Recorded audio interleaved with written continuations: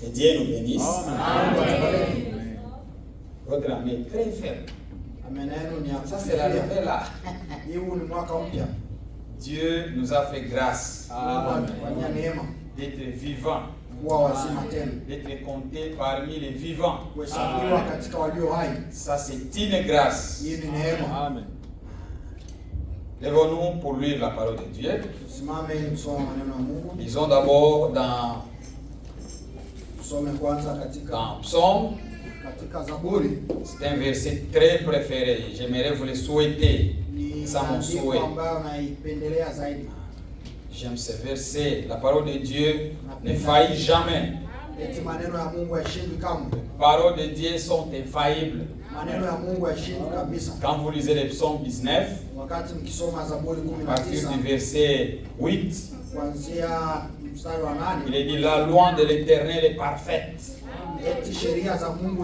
Elle restaure l'âme. Nous voulons que nos âmes soient restaurées. On est ici pour la restauration. Nous sommes dans l'âge de la restauration. Et nous sommes dans les temps où toute chose a été restaurée. Toute chose a été restaurée. Nos âmes restaurées. Notre santé restaurée. Nos cantiques restaurés. Notre joie restaurée. Toutes choses restaurées par la loi de l'Éternel. Qui est parfaite. Lisons maintenant le verset, le chapitre 20. Non, chapitre 20 des psaumes. C'est seulement des souhaits. Je vous souhaite des bénédictions du Seigneur. On va lire du verset 1er jusqu'au 10e verset. Au chef de chant, psaume de David. Il y a 21.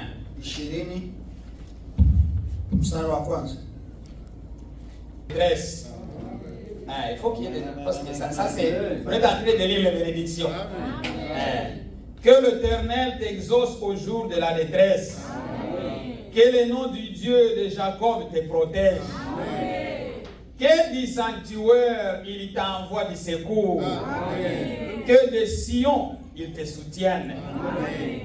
Qu'il se souvienne de toutes tes offrandes. Et qu'il agrée tes holocaustes. Qu'il te donne ce que ton cœur désire. Vous désirez quelque chose? Que le Seigneur Jésus-Christ vous l'accorde. Et qu'il accomplit tous tes desseins. Nous nous réjouirons de ton salut. Non, nous lèverons l'étendard au nom de notre Dieu. L'Éternel exaucera tous tes vœux.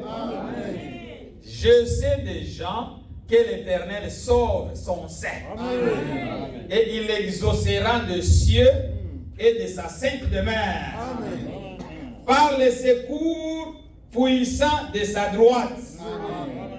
Ceux-ci s'appuient sur leurs chars, ceux-là sur leurs chevaux. Nous invoquons le nom de l'Éternel notre Dieu. Et il pluie et il tombe. Nous tenons ferme et restons debout. L'Éternel sauve les rois. Qu'il nous exauce quand nous l'invoquons. Amen. Prions. Merci Seigneur Jésus-Christ. Nous venons de lire ta parole. C'est une parole de bénédiction. Quand David chantait ses cantiques, il était inspiré. Il ne les chantait pas pour lui-même. Il les chantait pour nous, Seigneur. Parce que toutes les bénédictions qui sont réservées dans la parole de Dieu nous est réservé, nous qui sommes arrivés à la fin des siècles. Seigneur Jésus-Christ, lorsque tes enfants les héritent, Que tu exauces les prières de chacun de nous. na ujibu maombi ya kila mmoja wetu. Souviens des offrandes, des dîmes de chacun de nous. Kumbuka sadaka na 1/10 ya kila mmoja wetu. Toute offrande que chacun de nous peut faire, Seigneur.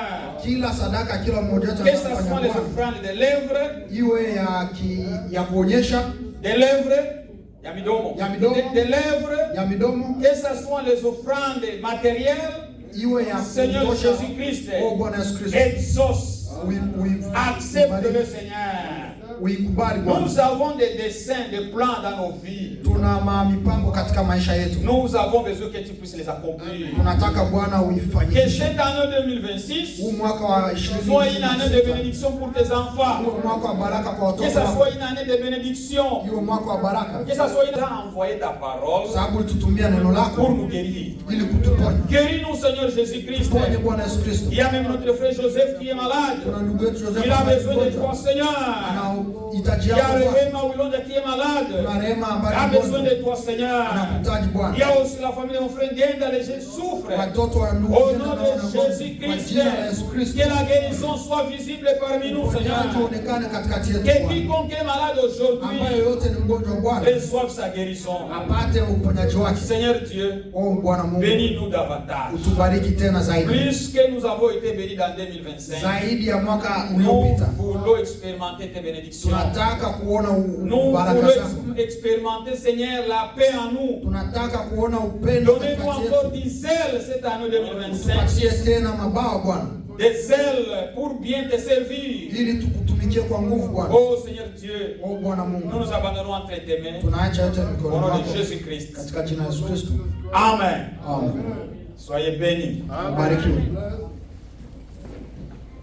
Amen. Je ne sais pas s'il y a moyen de changer un peu ça parce que quand je parle de ça, Sijui kama kuna gesi ya kubadili hiyo nikisema inanirudia. que Dieu nous bénisse richement. Mungu atubariki. Confiez-vous à l'Éternel. Tujiweke mikononi mwa Bwana. C'est lui qui connaît toutes choses. Yeye ndo anajua kila kitu.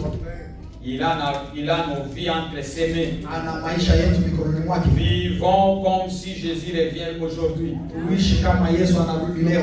Mais planifions Lakini tupange comme s'il va venir après 1000 ans. kama atarudi kisha miaka Comme si tu vas 1000. vivre encore 100 ans. Kama utaishikia na miaka Mais 100. la vie, Lakini maisha vivons comme si Jésus revient même maintenant. tuishi kama jinsi Yesu atarudi sasa hivi. Que Dieu soit loué. Mungu asifiwe. Nous sommes en train de parler Tuko naongelea sur ce jour-là sur le calvaire. katika ile siku ya Kalvari.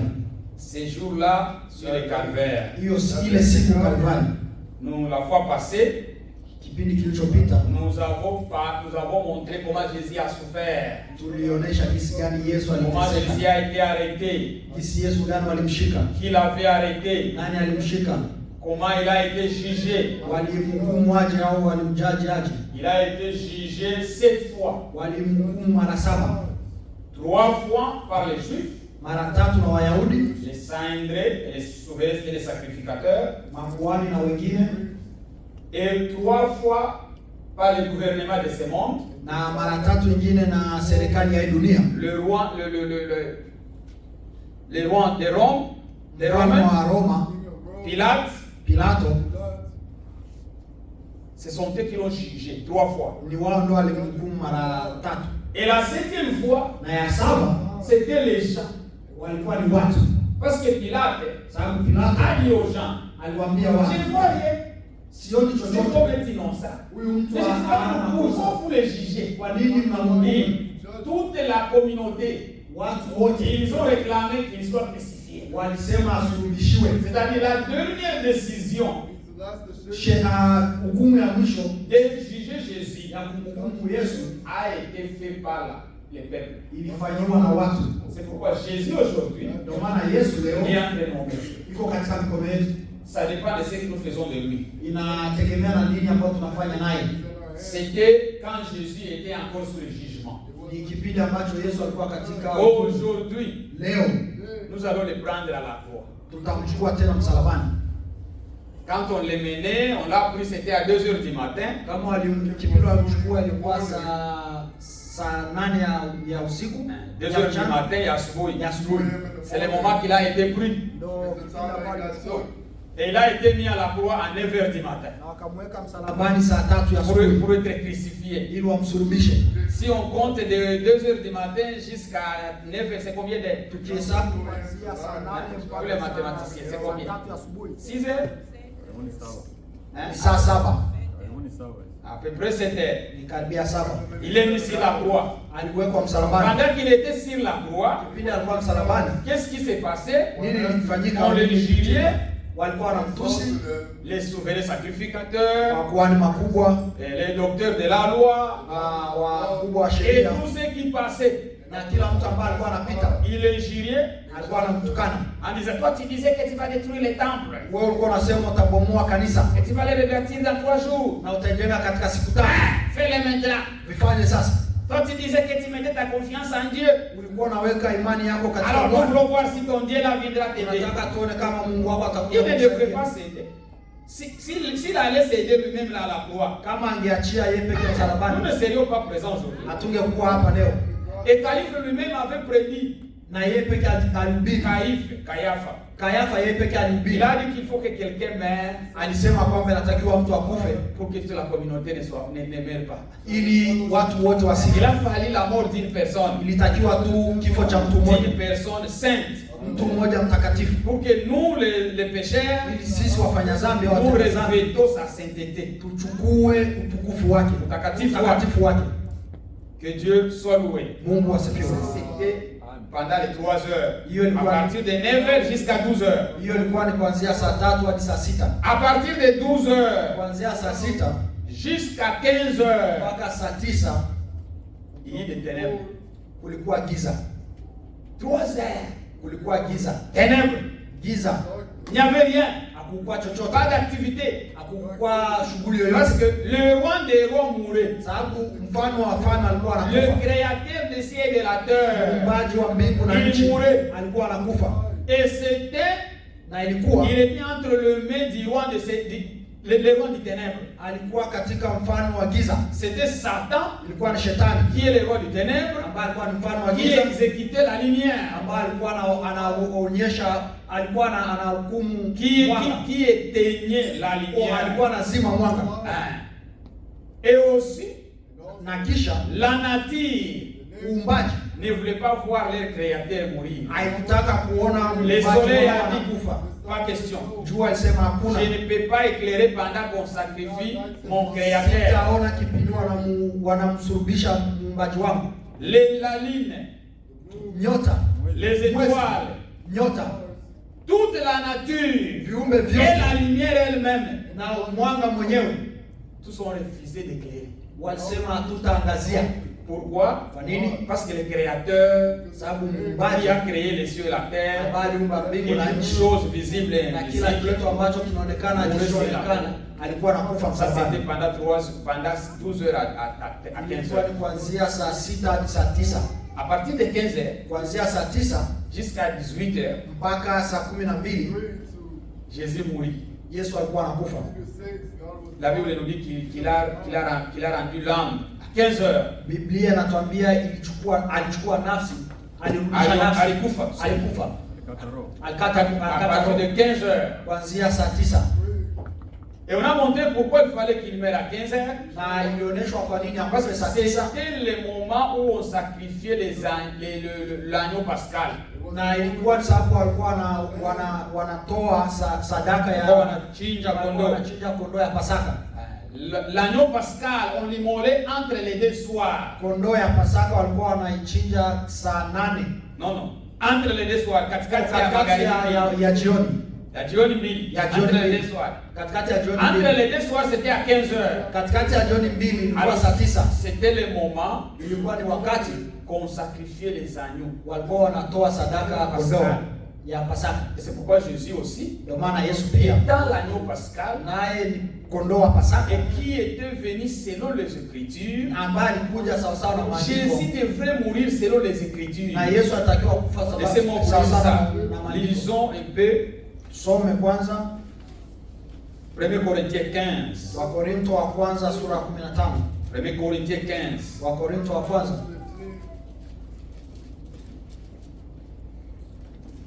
Écoutez. sikia.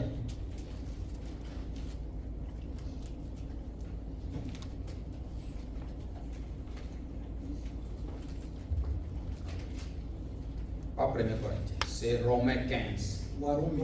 Yeah. Romains chapitre 15. Warumi 15. C'est Romains 15.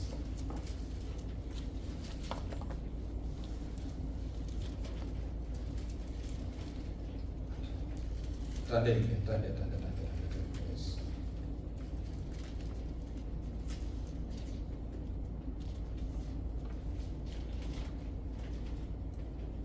Donnez-moi une minute. C'est Romains 15. Ça dit, il est mort. Ça doit être Corinthien. Labda ni Wakorintho.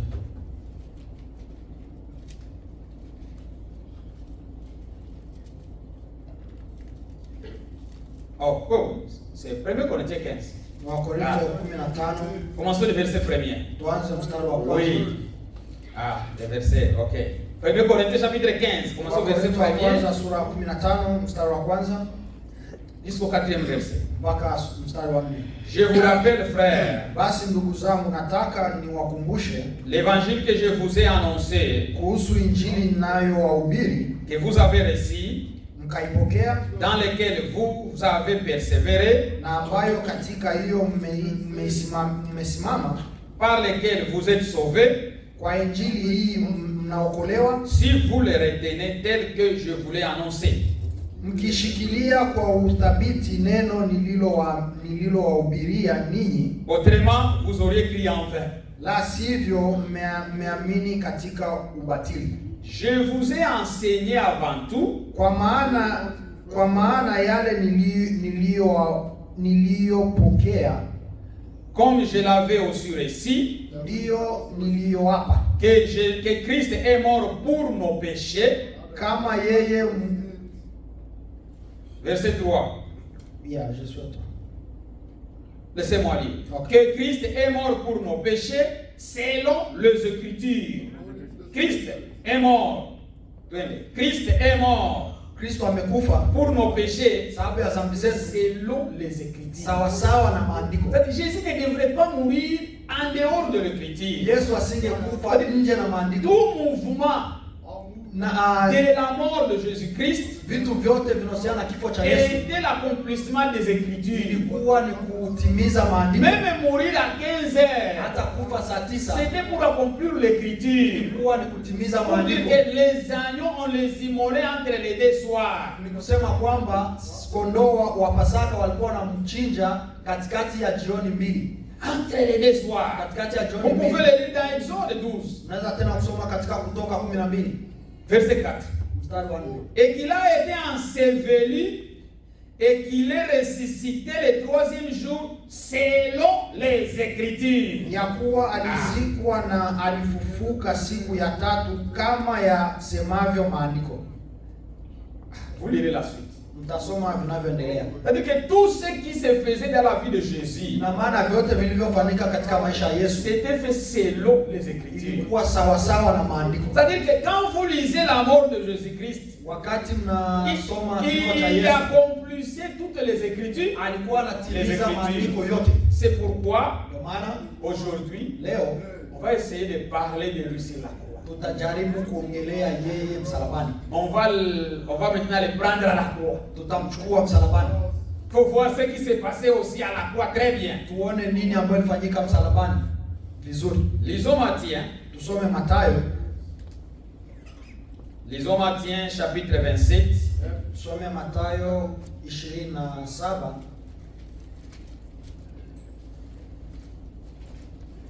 Donnez le microphone au frère Inaenga de nous lire un peu. Il lit un peu rapidement en Swahili. Il va nous lire ça en Swahili. Tupatie ndugu Yenga Mike atatusomea Kiswahili. Frère Jean, est-ce qu'on a beaucoup de microphones? Combien? Tuna microphone nyingi. C'est le frère. Chapitre 27 de Matthieu, verset 32. Mstari wa 32.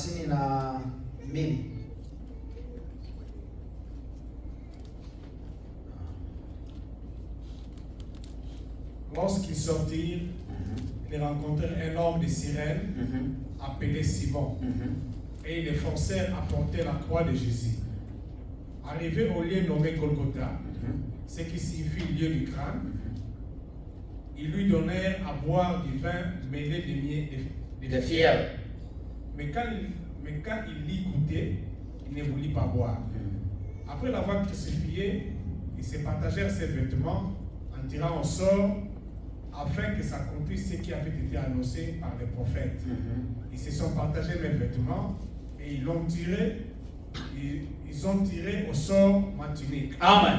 Amen. On s'arrête là. Les frères lisent pour nous en Swahili. Mathayo 27:32. Hata walipokuwa wakitoka, akamwona mtu Mkirene jina lake Simoni. Huyu akamshurutisha uchukue msalaba wake. Na walipofika mahali paitwapo Golgotha, yaani fuu ya kichwa, wakamupa kunywa divai iliyochanganyika na nyongo. Lakini yeye alipoionja hakutaka kunywa. Walipokwisha kumsulubisha, waligawa mavazi yake wakipiga kura, ili litimie neno lililonenwa na nabii, waligawa nguo zangu kati yao, na juu ya vazi langu walipiga kura. Amen. Amen. Que Dieu soit loué. Mungu wasifiwe. Venons de lire ici. Tunakuja kusoma hapa Après avoir jugé Jésus, kisha kumhukumu Yesu, on l'a pris. wakamchukua. Ils avaient déjà fait la croix. Walikuwa wameshatengeneza msalaba. Certaines personnes, les témoins de Jéhovah, disent qu'il a été crucifié sur le bois. Watu wengine wanasema, washahidi wa Que ce Yehova, n'était pas la croix, kwenye mbao. c'était le bois. Ilikuwa ni mbao. Muti. Non, c'était la croix. Ilikuwa ni msalaba. Quand vous lisez tous les 4 chapitres de l'évangile, Mukisoma ujumbe tous les zote, chapitres parlent de la croix. ujumbe zote zinasema ni msalaba. Mais pourquoi? Kwa Il nini? y avait aussi un exemple dans l'Ancien Testament Kulikuwa mfano mwingine qui katika était Agano la aussi Kale fait par un prophète ambao ilifanywa na nabii. pour montrer qu'il devrait y avoir une croix. Kulitakiwa kuwa msalaba. Lisons d'abord ça. Tusome kwanza hiyo. Lisons Genèse. Tusome Mwanzo. Avant de retourner, on garde d'abord ici. Tusome Mwanzo. Genèse, lisons Genèse, chapitre 48. Mwanzo 48. On va seulement lire le verset 14. Tutasoma tu mstari. Et après, on va sauter les versets 17 et 19 à 19. Kisha tutaruka Les versets 17 à 19. verset 17 na 19. Frère, vous avez déjà trouvé ça? Vous pouvez lire. Genèse 49, 48. 48, verset 14. Verset 14, vous sautez, vous lisez aussi les versets 17 à 19. Israël étendit sa main droite et la posa sur la tête d'Ephraïm, qui était le plus jeune. Et il posa sa main gauche sur la tête de Manassé. Ce fut avec intention qu'il posa ses mains ainsi, car Manassé était le premier-né. Le verset 17. Joseph vit avec de plaisir que son père posait sa main droite sur la tête d'Ephraïm. Il saisit la main de son père pour la détourner de dessus la tête d'Ephraïm et la dirigea sur celle de Manassé. Et Joseph dit à son père, pas ainsi, mon père, car celui-ci est le premier-né. Pose ta main droite sur sa tête. Amen. Continuez jusqu'au verset 19, frère. Son père refusa et dit, je le sais, mon fils, je le sais. Lui aussi deviendra un peuple. Lui aussi sera grand, mais son frère cadet sera plus grand que lui. Et sa postérité deviendra une multitude de nations. Amen. Amen. Vous pouvez imaginer ça a un rapport avec la croix de Jésus. Hii inaendana vipi na msalaba wa Yesu? Quand Israël, qui est Jacob, était vieux, Israeli ambaye ni Yakobo alikuja, son fils Joseph mtoto wake Yusufu avait des garçons alikuwa na watoto wawili. qu'il avait eu avant que son père ne vienne en Égypte. Mbele ya baba yake akuje Egypt. Alors Ephraim était le cadet Efraimu alikuwa ni mdogo et Manassé était l'aîné. na Manase alikuwa ni mkubwa. Normalement, selon la loi, Sawa sawa na sheria, on doit toujours bénir l'aîné. sawa sawa na sheria, L'aîné doit kubariki prendre mtu tout. mkubwa. Lui, quand on faisait la division des parties, Wakati walikuwa na gawa, l'aîné de la famille, on lui donnait le double. mtoto wa kwanza alikuwa anachukua mara pili. Si j'ai 10 vaches Kama nina ng'ombe 10 et j'ai 5 garçons, na niko na watoto watano, je vais les diviser. Premièrement, l'aîné, je vais d'abord lui donner 2. mtoto wa kwanza nitampatia kwanza 2 Ou bien 3. au 3. Et le reste, je partage aux autres. na zitakazobaki nitagawa kwa wengine. C'était ça la loi de Dieu.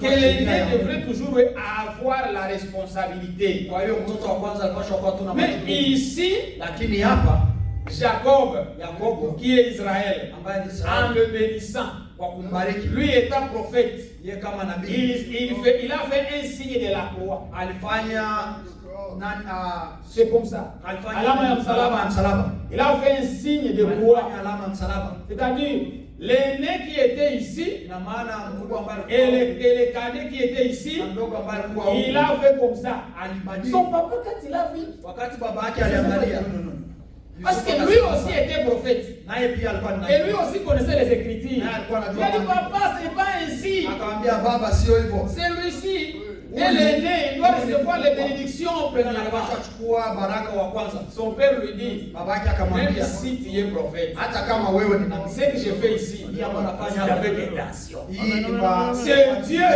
qui m'a changé les mains. alibadilisha mikono. Pourquoi? Kwa nini? Le cadet sera plus grand que l'aîné. Atakuwa mkubwa zaidi ya Ceci atakuwa signifie mkubwa zaidi ya mkubwa. Jésus devrait mourir à la croix. Ina maana kwamba Yesu Pour que alikufa nous msalabani. les gentils, Ili sisi qui ne mataifa sont pas comptés parmi les enfants, qui n'avaient pas de bénédiction, que nous recevions aussi des bénédictions. nasi tupate baraka. Amen. Et Israël, Na Israeli qui était l'aîné, ambaye alikuwa ni mkubwa sera le dernier. atakuwa wa mwisho. Ah, la croix était bonne, mes frères. Il a fallu qu'il soit mort à la croix. Atakiwa afe msalabani. Même frère Branham nous dit, Hata ndugu Ibrahim atuambia quand Élie wakati Elia avait il y avait de la famine en Israël, alikuwa na familia ya Israeli, qu'est-ce qui était arrivé? nini ilifanyika? Dieu lui a dit, il y a une veuve. Mungu alimwambia kuna Jane, à Sarepta. Asarepta. Frère, quand vous lisez l'Écriture, Wakati tunasoma maandiko, c'est comme si c'est la veuve qui va donner, qui va prendre, qui va pourvoir à manger à Élie. ni kama ule mjane ndo atampatia Elia chakula. Parce que la Bible dit, Sababu Biblia inasema Dieu a dit, j'ai déjà préparé une veuve, Mungu anasema nimeshaandaa Jane, qui va te nourrir. ambaye atakulisha. Mais quand Élie est arrivé là, Wakati Elia il a trouvé cette veuve, alikuta allait prendre les bois. kwenda kuchukua mbao. Frère Branham nous dit c'était deux, Walikuwa ni wawili. pour marquer la croix de Jésus-Christ. Kufanya msalaba wa Yesu Kristo. Parce que chez nous, quand on met les bois, c'est pas comme ça que vous utilisez aujourd'hui Sababu kwetu kipindi wanafanya les wachukua mbao. courants. Vous avez frère, mais vous vous souvenez comment on faisait les bois au village? Yeah, On avait chez nous au village. Chez nous au kwetu village, kuasili. on avait 3 pierres. Tulikuwa na mbao tatu, jiwe tatu. Les sœurs ici. Combien de sœurs qui ont préparé sur ça? Wadada wangapi waliandaa kwenye hiyo? Ah, voyez les jeunes ici, ils ne connaissent même pas. Wa hapa wajui. On faisait 3 pierres. Tulikuwa tunafanya jiwe tatu. Et on mettait les bois comme ça. Tulikuwa tunaweka Et une autre bois venait comme ça. Alors on mettait les feux au milieu. Tulikuwa tunafanya tunaweka moto Ah, katikati. ça typifiait la croix. Hiyo ilikuwa inaonyesha msalaba. Mais quand vous regardez, Lakini quand mkiangalia Élie était arrivé là, wakati Elia alifika pale, qu'est-ce qui est arrivé? Nini ambacho Élie Elia- dit à la femme, Elia alimwambia mwanamke, donnez-moi à boire. nipatie maji, nipatie chakula. La femme était partie chercher le bois. Mwanamke alienda kutafuta kuni, La femme lui dit non. Donne seulement. Oui, j'en ai encore. maji tu. Au lieu de demander, quelle sorte de demande, frère? Au lieu de kuomba demander ndani, seulement l'eau, kuomba tu maji. la femme part Mwanamke anaenda et lui dit non, prépare-moi aussi les pains. na- Ça devient une question na- très compliquée. na anakuja swali ambayo iko ni ngumu, Et elle avait une petite farine na alikuwa na ngano ndogo tu avec peu d'huile. na mafuta kidogo. Il dit mais c'est papa lui ne connaît pas ce qui se passe dans cette aussi en Israël. Huyu baba ajui kile Lui kinapitika ne kwa connaît Israeli, pas ajui qu'il y a de la famine. kama kuna njaa. Il vient encore me ravir ce que je vais préparer pour mon Anataka enfant. kunichukua hii ambayo nataka mtarishe. Mais pour que vous soyez bénis, Ili mbarikiwe. il faut d'abord que ça passe au travers d'un homme de Dieu. Inatakiwa kwanza ipite katika Il mtumishi wa faudrait que Mungu. d'abord la parole, Inatakiwa kwanza neno premièrement donner Dieu. ya kwanza mpatie Et c'est Mungu, pourquoi nous ne sommes pas bénis. na ndio maana tubarikiwe. Parfois nous ne sommes pas bénis. Kuna wakati hatubarikiwe, Nous travaillons beaucoup, tunatumika sana mais nous gagnons peu. lakini tunapata kidogo. Vous savez cela? Unajua hiyo? Nous travaillons beaucoup, Tunatumika sana, beaucoup des overtime, overtime nyingi, beaucoup de travail. kazi nyingi, Mais si on vous demande lakini tukikuuliza qui a fait les savings de $20,000 cette année, nani ambaye alichunga dola 20,000 kwa mwaka? Qui? Même 10 000. Qui? Nani? Hata 10,000 Parce nani? que, bon, je ne voulais pas de vous êtes témoin de vous-même. Sisemi nani, lakini mnyoe Mais peke si yake. vous regardez, Lakini quand on va mkiangalia, vous donner le chèque, lakini wakiwapatia cheki on va vous donner les W2, W2, voir l'argent qu'on a collecté. tuangalie pesa ambayo C'est tulipata beaucoup. ni mingi, On a gagné beaucoup. tulipata nyingi sana. Mais vous avez conservé combien? Kichunga ngapi? C'est ça la question. Hiyo ndo swali. Et on vous montre, toi tu as gagné 50 000. Wanakuonesha ulipata 50,000. Calculez les rentes. Angalia Vous, nyumba, les rentes ne prennent pas tout. nyumba ichukui yote. Sinon, si ça prenait tout, vous n'allez pas vivre. Kama ingechukua yote hamungeishi. Vous trouverez qu'il y a beaucoup de portes de sortie. Unaona kuna milango Ce sont mingi des sana portes ya kutosha. inutiles. Ni milango ambayo haina mafaa. Pourquoi? Kwa nini? Parce que Dieu n'est pas le premier dans votre Sababu activité. Mungu sio wa kwanza katika mambo yako. La première chose ici, Kitu cha pour kwanza hapa, cette femme, kwa huyu il lui mwanamke, a dit donnez d'abord à moi. nipe kwanza mimi. Et il lui a donné, il a dit quand vous me donnez moi, Mkinipa mimi cette cruche-là de farine hiyo ngano kidogo et ambayo cette bouteille-là que vous avez d'huile na hiyo mafuta ne finira jamais. haitaisha kamwe Jusqu'à ce que Dieu amènera la pluie. mpaka siku Mungu ataleta mvua. La femme avait obéi. Mwanamke akatii. C'était un miracle. Ilikuwa ni miujiza. Mettons Dieu à la première place. Mweke Mungu katika nafasi ya kwanza. N'honorons pas seulement Dieu par la bouche. Tusiseme tu Mungu katika Vous mdomo. recevez vos dîmes, vous mangez. Mnachukua moja ya 10 mnakula. Vos offrandes, vous mangez. Sadaka Oh, mnakula. j'ai beaucoup de problèmes, frère. Vous craignez les problèmes. Unaleta Quand vous faites shida. ça, Kama unafanya vous hivyo, ne résolvez pas les problèmes. Mais vous créez des problèmes. unaongeza shida. Parce que Dieu n'est pas engagé dans ce que vous faites. Mungu hayuko ndani. Votre frère, j'ai beaucoup de billes à payer. Ndugu, na bili nyingi za kulipa. Frère, payez. Ndugu, lipa. Vous êtes libre. Uko huru. Ici, on ne vous dit pas d'amener. Hapa tukwambia ulete. Mais vous-même, Lakini vous allez payer le prix. wewe peke utalipa. À chaque fois, vous allez vous retrouver, vous n'avez rien. Kila wakati utaona Mais una vous regardez les overtime que vous faites. lakini ukiangalia overtime ambao Chaque fois unafanya qu'il y a overtime, tu ne le manques kila pas. wakati hakuna overtime ukosi. Ça arrive, Inafika ça sort. na inatoka. Ça arrive, Inafika. Dieu va même créer quelque chose n'importe où. Ça Mungu te fait atafanya l'argent. kitu ili chukue tu pesa yako. Évitons de ne pas mettre Dieu au centre. Tujaribu kutoa Cette femme ici avait donné à Dieu premièrement. mwanamke alipatia Et à Mungu. la fin, qu'est-ce Na qu'elle a dit? mwisho, Lisons ça, lisons. Lisons qu'est-ce que la femme a dit. tuseme tuangalie nini mwanamke alifanya. C'est dans Premier Roi. Ni Wafalme wa kwanza. Écoutez, dans Premier Roi. Wafalme wa kwanza.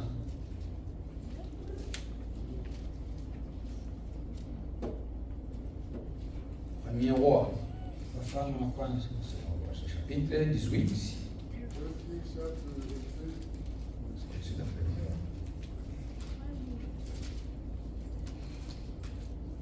Chapitre 17. Sura ya 17. Lisons le verset 16. Tusome mstari wa 16. Premier Roi, chapitre 17, verset 16. Wafalme wa kwanza sura La ya Bible nous dit ceci. 17. Verset 16. Le premier Roi, 17, 16. Wafalme wa kwanza sura ya 16 mstari wa Sura 17, mstari wa 16. sura ya 17. La farine qui était dans les pots ne manqua point. Ah. Et l'huile qui était dans la cruche ne diminua point. Selon la parole de l'Éternel qu'avait prononcé Élie. Lisons maintenant les derniers versets du chapitre 27. Ça c'était 16. Lisons les derniers versets, le verset 24. Tusome hasa sura ya mwisho wa mstari wa 20. Et la femme dit à Élie, je reconnais maintenant. Ah, il faut avoir la reconnaissance. Natakiwa kuwa na Je reconnais maintenant natakiwa kuwa na que tu es un homme de Dieu. najua kwamba wewe ni mtumishi Et wa que Mungu. la parole de l'Éternel dans ta bouche Na maneno ya Mungu est la vérité. ni kweli. Ah, si vous croyez Na mkiamini que ce que nous vous lisons ici, ya ambao tunawasomea hapa et nous qui vous prêchons sommes des serviteurs de Dieu, na sisi ambao et ce tunahubiri que na nous vous watumishi lisons wa est la Mungu, parole de Dieu, ambao tunahubiri neno la Mungu, mettez Dieu à l'épreuve. muweke Mungu katika Vous mtihani. verrez qu'il n'agira pas. Utaona kama Obéissez toujours toujours à la parole de Dieu tii tu maneno ya Mungu et vous verrez na mtaona comment Dieu va agir. jinsi Mungu atafanya. Il va résoudre tous les problèmes là et tous les problèmes là. Shida zote ambazo mko nazo Il va te donner des réponses atakupatia majibu où tu ne penses même pas au doute ça. On a eu des témoignages ici. tulikuwa na mashuhuda. Il y a quelqu'un qui a témoigné ici. Pendant que j'ai cherché de l'argent, je n'en avais pas. Wakati nilikuwa natafuta pesa De quelque part seulement. lakini kutoka sehemu fulani Est-ce que c'est toi qui as amené cet argent? ni wewe ndio uleta hizo pesa. Dieu nous montre qu'il nous aime. Mungu anatuonyesha kama Mais anatupenda nous l'aimons, na sisi tunampenda, mais pas avec ce qui nous gagne. lakini sio kwa ile ambayo sisi tunapata. Hapana, Touchez sur votre tout, ne touchez pas sur mon argent. gusa yote, usigusi pesa yangu. Bénis-moi, Nibariki mais sur mon argent ne touche pas. katika pesa yangu, usigusi. Frère, Ndugu, attendez. subiri. Si on allait faire le compteur de chacun ici, on verra que personne n'a gagné. S'il y en a, je ne sais pas, Dieu qui se le connaît. Kama kuna ambaye Mettons Dieu en l'épreuve. lakini tumweke Mungu Et il va katika résoudre mtihani. tous les restes des problèmes. Atatatua shida zote. C'est pourquoi cette femme ici, les points là qu'il prenait représentaient la croix. Hiyo kuni ambayo alikuwa anachukua ilimaanisha msalaba. C'est pourquoi Jésus devrait monter à la Kwa croix. maana Yesu angepanda msalabani Pour que nous les gentils, ili sisi nous mataifa ayons aussi la grâce. na sisi tupate neema. Frère Yanga nous a dit la fois passée, Ndugu Yengana, quand Jésus possédait la croix, il mourait comme ça. wakati Yesu alikufa Pour recevoir tout le monde. Quand je vais recevoir mon frère Mounyeme, je l'aime, je vais l'embrasser. Je vais ouvrir mes mains. C'est pourquoi Jésus a mouru sur la croix. Quand vous lisez Psaume chapitre 22, wakati mkisoma Verset Zaburi 19, 22 mstari wa 19, il a dit, inasema on a compté mes côtes. walihesabu mbavu zangu, Parce qu'il était comme ça. sababu alikuwa hivi. C'est pourquoi quand on a percé les côtes, Ndio maana wakati walimchoma ça mkuki n'a pas touché les os. haikugusa Parce qu'il mifupa, était comme ça. sababu alikuwa amepandisha mikono. C'est pourquoi, frère, Ndio maana ndugu, Jésus à la croix, en mourant. Yesu msalabani C'était bien. ilikuwa ni mzuri. C'est pourquoi moi je peux aussi prêcher. Ndio maana na mimi naweza kuhubiri. Moi je n'étais pas dit. Na mimi sikuwa mtakatifu. C'était seulement la tribu de Lévi Ilikuwa ni kabila ya Walawi qui tu devrait se tenir ici. ambao wangesimama Mais hapa. suite à la croix, Lakini parce qu'il kutokea mourait à la msalabani, croix, kabisa alikufa c'est msalabani. ça ce qui a ouvert la porte pour toi et pour moi. Hiyo ndio Pour ilifungua que nous milango ya puissions mimi na aussi wewe entrer. na sisi nasi tuingie. Que Dieu nous bénisse. Mungu atubariki. Qu'est-ce que la croix? Nini ndio msalaba? La croix, c'est quoi? Msalaba ni nini? Est-ce que vous voyez cette Bible ici? Unaona hii Biblia hapa Ça, la croix. iko na msalaba. Il y a des gens qui ont des croix dans leur maison, Kuna watu ambao wako na msalaba nyumbani kwao, les catholiques. wa Katolika hata hapa. Il y a aussi la croix, les gens portent des croix. Kuna watu wanavaa msalaba. Est-ce que c'est ça la croix? Hii ndio msalaba? Non. Hapana. Là où on a lu dans Matthieu, Wakati tusoma katika Mathayo chapitre 27, mstari wa 27, les noirs sont bénis. watu weusi wamebarikiwa. Ah, nous avons aidé Jésus la croix. Tulimsaidia Les Yesu msalaba. Simon de Cyrène, Simoni, un monsieur qui venait des champs. mtu ambaye alikuwa anatoka C'était un shambani, noir selon l'histoire. alikuwa ni mtu mweusi kama jinsi ninavyosema. Il venait des champs. Alikuwa anatoka shambani, On l'a saisi. wakamchukua. Allez, prends la croix. Chukua msalaba. Il a aidé Jésus. Alimsaidia Yesu msalaba. C'est lui. Jésus était devant. Yesu alikuwa mbele, Il marchait comme ça. alikuwa anatembea hivi, Sa croix derrière lui. msalaba wake nyuma. Frère, ma soeur, Ndugu dada, aidons-nous aussi les croix des uns des autres. tusaidiane msalaba wa umoja na mwingine. Jésus lui aurait aidé la croix. Yesu On a, alimsaidia dit ça, msalaba. on a pris Simon Pierre. Walimchukua Simoni Pierre, Il était derrière. alikuwa nyuma, Il suivait alikuwa na Jésus alikuwa anamfuata Yesu jusqu'à Golgotha. mpaka Golgotha. Ah, qu'est-ce que la croix? Msalaba ni Est-ce que parce que Pilate, Simon de Cyrène aidait Jésus, c'est ça, c'était la croix? ni sababu Simoni wa Sirene La alimsaidia croix, Yesu msalaba. c'est Hiyo la msalaba, souffrance. msalaba ni shida au mateso. La souffrance. Mateso, La croix, msalaba c'est le sacrifice. ni kujitolea. C'est l'agonie. Tuseme vile ni uchungu. C'est quelque chose qui vous qui vous dérange dans la vie. Ni kitu ambacho kinakusumbua maisha. Chacun de nous ici Kila mmoja wetu a hapa quelque chose qui lui dérange. ana kitu ambacho C'est kinamsumbua. ça la croix. Hii ndio msalaba. La croix, ce n'est pas le bois. Msalaba sio La croix, c'est une vie de sacrifice. ni maisha ya kujitolea. C'est une souffrance. Ni shida au C'est quelque mateso. chose, par exemple, vous acceptez de mourir pour quelque chose. Unajitoa kufa sababu ya kitu fulani. Il y a quelque chose qui vous dérange dans la vie. Kuna kitu kinakusumbua Par maisha. exemple, la maladie. Labda ugonjwa. C'est une croix. Ni msalaba. Quelqu'un malade vient toujours ici. Mtu ni mgonjwa anakuja tu hapa. Tu dois porter ça. Unatakiwa kubeba hiyo. Nous, nos croix, Sisi nous misalaba ne yetu les portons plus sur les dos. hatuchukui tena kwenye Nous mkono. ne les portons plus sur les épaules. Hatuchukui tena kwenye Nous mabega. les portons sur les cœurs. Beba moyoni. Ce sont des souffrances que nous connaissons. Ni shida ambazo Des tunajua, difficultés mateso que ambazo nous, tunajua. même si nous souffrons, Hata kama tunateseka je supporte. na vumilia. Même si on t'a injurié, Hata walikutukana. ce sont des croix Hiyo ni misalaba. que tu vas porter. Hata utachukua. Laissez-moi vous dire une chose. Acha niwaambie kitu kimoja. Il faut aider les autres à porter les croix. Inatakiwa kusaidia wengine kuchukua shida zao. On ne t'aidera pas à souffrir, mais si tu es dans les difficultés, qu'on t'aide. Kama uko katika shida na wanakusaidia, Laissez-moi vous dire une chose. acha niwaambie kitu. Ici, ici aux États-Unis, Hapa Marekani nous avons un démon.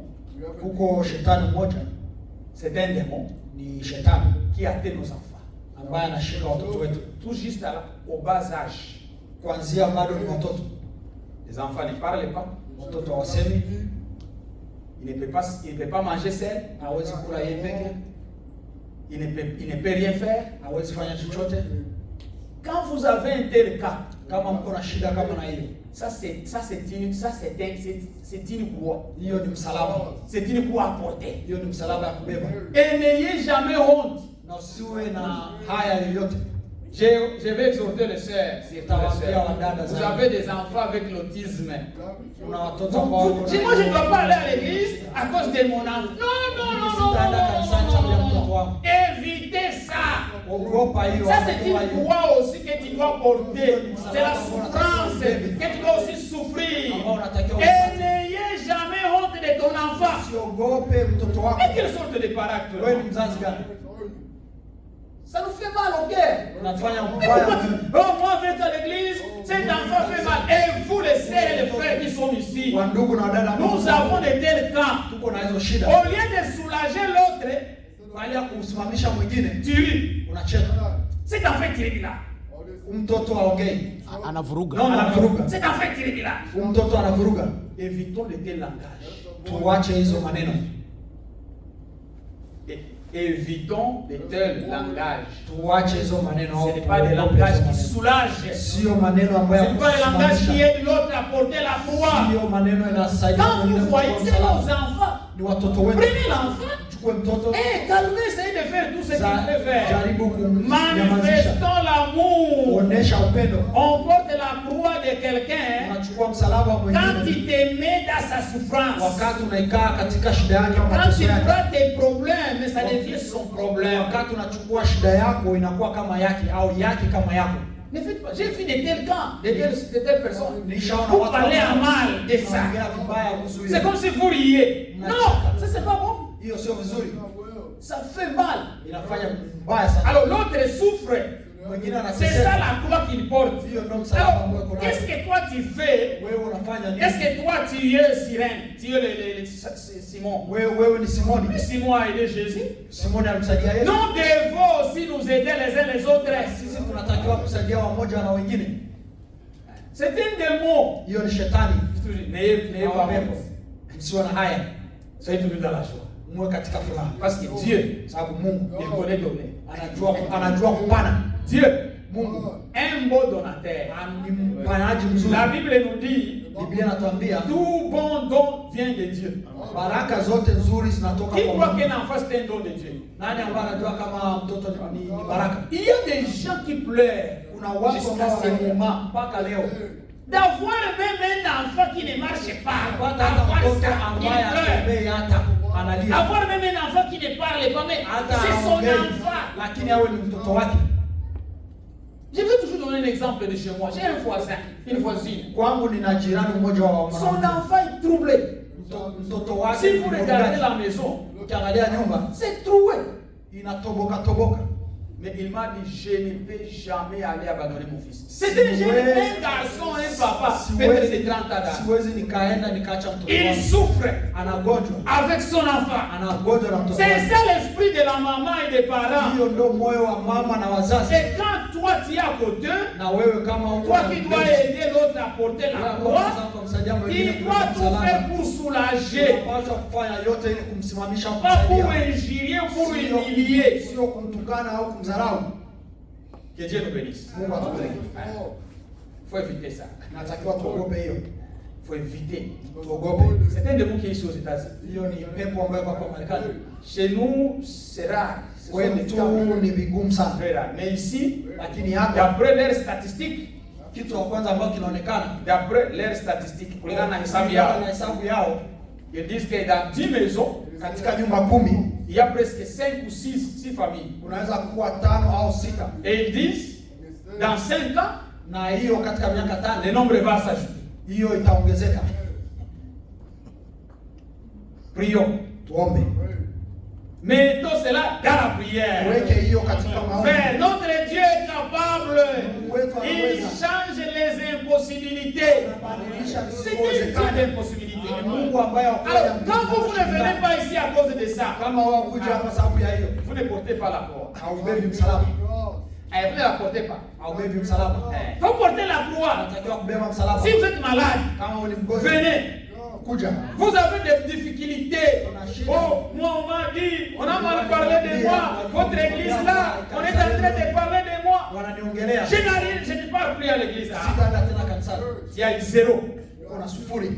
0. Sufuri. Pourquoi? Tu n'as pas porté la croix. Hakubeba msalaba.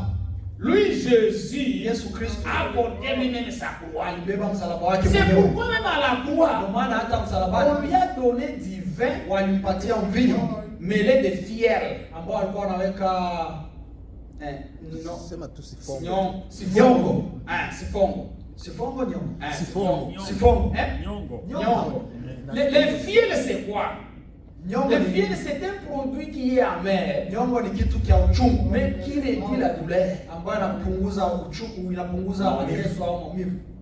Alors, on a donné ça à Jésus. Walipatia On Yesu. les donnait à tous les gens qu'on crucifiait ou Walikuwa qui wanapatia souffraient watu wote ambao pour réduire la douleur. kupunguza maumivu. Alors, on a donné ça à Jésus. Walipatia Yesu. Quand il a goûté, Jésus n'a pas dit ça. Kula La Bible dit il a goûté. alionja. Frère, si Jésus buvait ça, Wakati Yesu angekunywa, ça allait suffire pour nous. Nous ne serions pas sauvés. Tungeokolewa. Parce qu'il faudrait qu'il supporte toute la souffrance. Itakiwa apate mateso yote. Et il faudrait qu'il sente la douleur. Itakiwa asikie maumivu. Il a jeté ça. Alimwaga. Parce que c'est un produit qui diminue la douleur. Sababu ni kitu ambacho kinapunguza Donc quand vous la prenez, ukichukua vous ne sentirez plus de douleur. hamtasikia uchungu. Hamtasikia uchungu. Alors il voulait un peu atténuer pendant que Jésus meurt, qu'il ne sente pas la douleur. Walitaka kipindi Yesu anakufa. Il avait refusé. asipate maumivu mengi, alikataa. La croix, lisons d'abord là. Msalaba, tusome Pour msalaba. un peu vite. Pour un peu Twende vite. kwanza mbio kidogo. On a quelque chose. J'ai des livres ici. Quelque chose que je vais lire. Lisons d'abord dans Luc 9. Tusome katika Luka mstari wa 9. Luc chapitre 9. Luka mstari wa 9. Verset 23. Na Luka 9 mstari wa 20 na 23. Frère Aimé, c'était frère Jean. Ndugu Vous Jean, avez trouvé, lisez pour nous rapidement. tusomee. Puis il dit à tous, Ah. si quelqu'un veut venir après moi, qu'il renonce à lui-même, qu'il se charge chaque jour de sa croix et qu'il me suive. Amen. Amen. Aïe, aïe, aïe, aïe, c'est bien.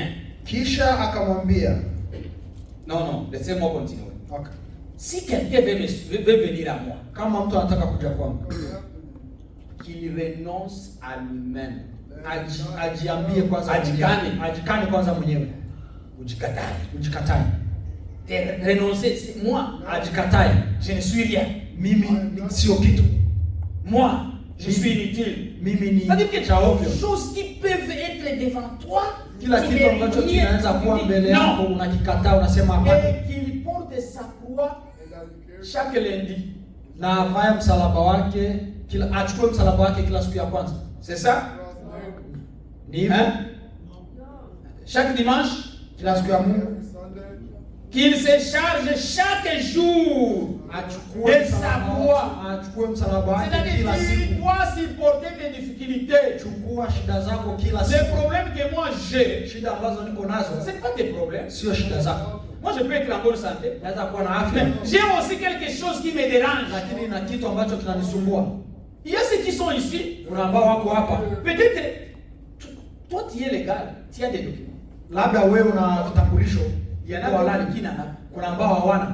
Alors qu'est-ce que tu vas faire? Nini ambao Il utafanya? faut aider ces gens à porter la croix. Inatakiwa kuwasaidia watu kuchukua msalaba, Prier pour eux mwombee et consoler-les. na umfariji.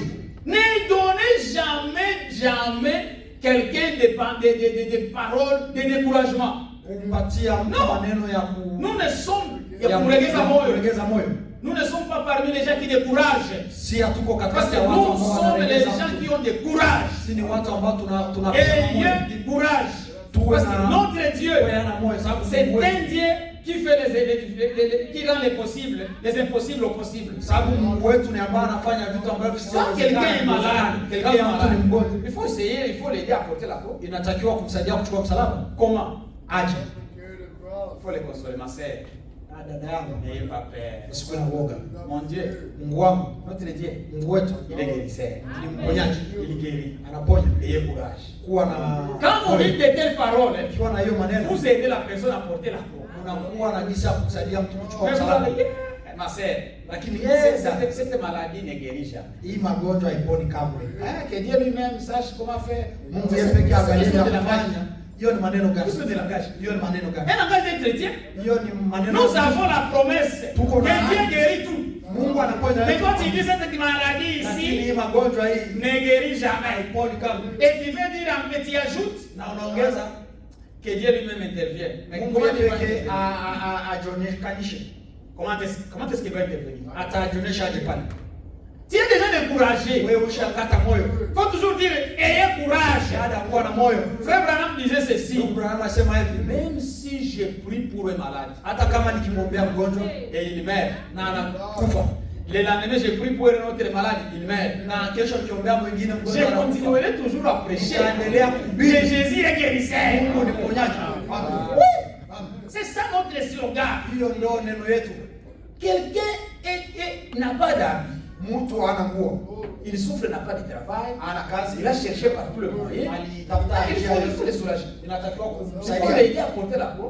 Inatakiwa kumsaidia Comment? kuchukua msalaba aje. Si vous avez de l'argent, donnez-le. Kama una pesa msaidie Et priez pour lui. na umwombee. Et si vous savez comment chercher le travail, aidez-lui à trouver. Kama unajua kutafuta kazi msaidie kutafuta Ça, kazi. c'est aider l'autre à soulager la charge. Hiyo inasaidia mwingine kumchukua Ayons mzigo. de tels sentiments. Kuwa na nafsi kama yao, moyo kama huo.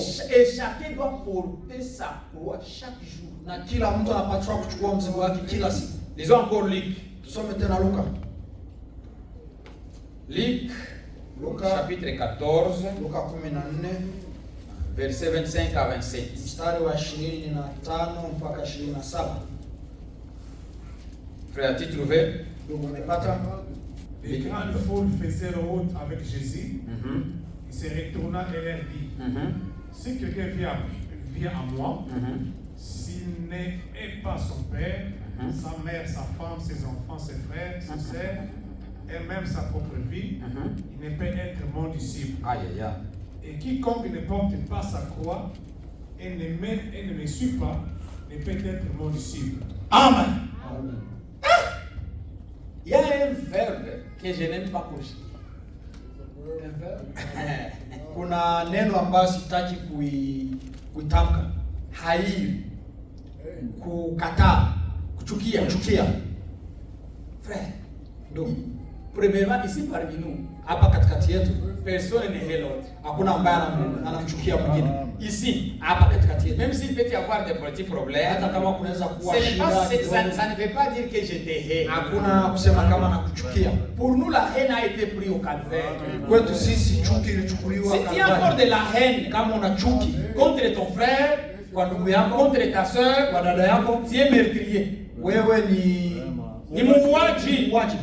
Tu l'as déjà tué. Nimeshamuua. On ne peut pas avoir la haine. Hatuwezi kuwa na chuki. Frère, ne venez pas à moi me dire frère Michael tu me hais. Non. Hawezi kuja kwangu Ça, niambie je n'en ai même pas. Sina hata. Pour moi c'est mourir. Hiyo imekufa kabisa. Je ne hais personne. Même un païen, on ne peut pas les haïr. Hatuwezi hata kuwachukia. Même s'ils sont païens, Hata kama ni wapagani. on aime tout le monde. Tunapenda kila mtu. Même celui qui peut ôter ta vie. Hata ambaye anaweza kutoa maisha yako, kutoa uhai wako. Il faut l'aimer. Ya baba yako. Haïr ta mère. Kuchukia mama yako. Haïr ton frère. Kuchukia kaka yako, ndugu yako. Haïr même ta femme. Kuchukia hata mke wako. Haïr même ta propre vie. Kuchukia hata maisha yako. Frère Espera, vous écoutez, c'est très dur. Ndugu Espera, unasikia ni vigumu. Haïr toi-même. Kujichukia mwenyewe. Qu'est-ce que ça veut dire? Inamaanisha C'est nini? si quelque chose se met entre toi et Dieu, Ni kama kuna kitu ambayo inajiweka si c'est ta femme na Mungu, kama qui veut t'empêcher de ne pas servir Dieu, ambaye anataka wewe il usitumike, faut le sacrifier. unatakiwa kumwacha. Le sacrifier. Kumwacha, Kumtoa. kumtoa. Si c'est ton mari qui devient, oh, moi je ne vais pas à l'église à cause de mon mari. Il faut le sacrifier. Unatakiwa kumtoa. Oh, moi je ne vais pas à l'église à cause de ses enfants. Il faut sacrifier. Kwenda kanisani sababu ya watoto. Ne laissez pas quelque chose vous empêcher d'aimer Dieu. Usiache kitu chochote kikuzuie kumpenda Mungu. Même ton corps. Hata mwili wako. Ton corps peut dire n'allez pas à l'église aujourd'hui. Mwili wako anaweza kusema usiende kanisani leo. Toi, Wewe, corps, wewe mwili. je vais t'amener à l'église. Nitakupeleka kanisani. Je vais prier mon Dieu. Nitamuomba Je Mungu. vais, même si je vais mourir là, mieux vaut que je meure. Nitakufa pale, bora nife. Nous voulons de telles sortes de décisions. Nataka maamuzi kama na hiyo. Mais quand quelque chose arrive seulement, quelque chose arrive, Kama kitu cha mdomoni tu, quand quelque chose arrive, kama kitu kinafikia, la première chose à sacrifier, kitu ya kwanza cha kutoa c'est Dieu. Mungu. Moi, aller à l'église, je ne parle pas. Ile kanisa sitaenda tena. Non, leur église. Kanisa yao. C'est ça le langage. Ile kanisa yao. Leur église, je ne parle pas. Kanisa yao sitaenda tena. Ils ne me verront plus là. Hawataniona tena pale. Mais même si tu ne viens pas, Hata kama ukuje. qu'est-ce que moi, Michael, je vais manquer? Mimi Michael nitakosa nini? Même si tu ne viens pas, Hata kama ukuje. moi je viendrai. Mimi nitakuja. Parce que la Bible dit, Sababu Biblia deux ou trois. wawili au watatu. J'ai toujours dit aux gens, moi j'ai une église complète. Mimi niko na kanisa ya kuenea. Moi, j'ai une église complète. Mimi niko na kanisa ya kuenea. J'ai un service chaque jour. Mimi nafanya ibada. Même si vous tous vous ne venez pas, moi j'ai une église à la maison. Mimi na kanisa nyumbani. C'est ça ce que Josué, moi et ma maison. Ndio kisi Yoshua alisema mimi na familia yangu. C'est ça. Mais quand quelque chose arrive seulement, c'est la première décision, c'est l'église. Wewe kama kuna Est-ce kitu que tu kinatokea. as des problèmes avec l'église ou tu as des problèmes avec un individu? Kama una shida, uko na shida na kanisa au na Mungu. Mais je suis frère, j'ai des problèmes avec mon frère Mounyem. Niko na Je shida. commence à dire, je n'irai pas à l'église. Sitaenda tena kanisa. Est-ce que j'ai problème avec frère Aimé? Niko na shida na ndugu Eme. Est-ce que j'ai problème avec ma sœur Mao? Niko na shida na dada. Pourquoi je vais sacrifier tout le monde à cause d'un petit problème entre moi et la personne? Wote sababu ya mimi na. Non, sacrifier la personne. Acha nimwache mtu. Moi je vais partir. Mimi nitaenda. Même si je chante, Hata kama nikiimba, il y a qu'est-ce qu'il chante aussi? anaimba naye nini? Et moi je chante. Mimi naimba. Quand je dis Amen, Kama nasema il dit ah, quel Amen aussi qu'elle dit. Moi je connais qui je suis en train de servir. niko natumikia nani? J'ai sacrifié tout pour mon Nimeacha Dieu. yote Mon temps pour mon Dieu. wakati wangu. Nous devons sacrifier tout. Tunatakiwa kuacha yote. Si c'est le travail, Kama ni kazi, il faut le sacrifier. tunatakiwa kuiacha. Et frère, comment on va payer les rentes? Ndugu, tutalipaje nyumba? Il faut le sacrifier. Tunatakiwa kuiacha. Si le travail devient un obstacle, Kama de t'empêcher d'aller adorer, ya kuja kuabudu. laisse ce travail-là. Acha hiyo kazi. Laissez ça. Acha hiyo kazi. Ou bien venez nous dire, Uje utuambie. nous allons prier. Tutaomba. Dire Seigneur, Tuambia Bwana, notre frère, ndugu yetu, notre sœur dada souffre. yetu anateseka. Il aime c'est le travail, mais le travail le dérange. Anataka hiyo kazi lakini kazi inamsumbua. Atafanya njia. Si vous ne comprenez pas, Kama mwelewi, allez voir frère Omba, il va vous expliquer. mwambie ndugu omba Et allez kawaambie. voir la sœur Gisèle, il va aussi vous expliquer. Mwambie dada Zizele. Ils ont quand même quelques expériences. Wana Je crois que vous en avez aussi. Najua na Mungu nayo. Si vous ne voulez pas venir me voir, Kama mtakuja parce que moi aussi j'ai mon expérience, Na mimi na allez voir des frères, ils vont vous dire, mwambie wa ndugu il ne watawaambia. faut pas laisser quelque chose vous séparer. Msiache kitu kiwatenganishe. Avançons un peu. Tuendelee kidogo. Nous devons souffrir. Tunatakiwa kuteseka. Nous devons porter nos croix. Tunatakiwa kuchukua Que msalaba yetu. chacun porte sa croix chaque jour. Kila mtu achukue msalaba wake kila siku. Chaque jour. Kila siku. Souffrez pour Christ. Tuteseke kwa ajili ya Kristo.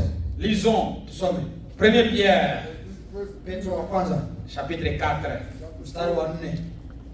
Chapitre 4, j'ai trouvé ça, j'ai lu. Chapitre 4, verset 12 à 16.